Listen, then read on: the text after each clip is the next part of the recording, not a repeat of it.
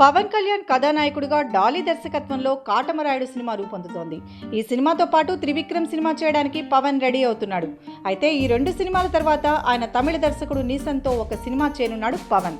ఈ సినిమాలో కథానాయికగా నయనతారను తీసుకోవడానికి దర్శక నిర్మాతలు ఉత్సాహాన్ని చూపగా పవన్ పెద్దగా ఆసక్తిని చూపలేదనే వార్త బయటకు వచ్చింది.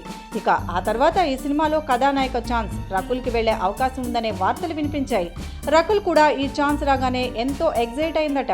కానీ రకుల్ ఎగ్జైట్మెంట్కి అడ్డుకట్ట వేసింది త్రిష. అవును, ఇప్పుడు త్రిష పవన్ సినిమాలో నటిస్తోందని వార్తలు వస్తున్నాయి. నీసన్ సినిమా కోసం పవన్కి జంటగా త్రిషని ఎంపిక చేసినట్లు ఫిల్మ్ నగర్ సమాచారం.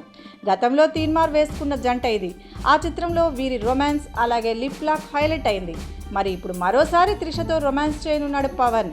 ఇందులోనూ హాట్ రొమాంటిక్ సీన్స్ ఉండనున్నాయట. మరి ఆ రొమాన్స్ని ఆన్ స్క్రీన్లో వీళ్ళు ఎలా పండిస్తారో వేచి చూడాలి. మొత్తానికి రకుల్ కెరీర్కి అడ్డుగా మారి తన సెకండ్ ఇన్నింగ్స్లో మరొక ఇంపార్టెంట్ రోల్ని దక్కించుకోబోతోంది త్రిష.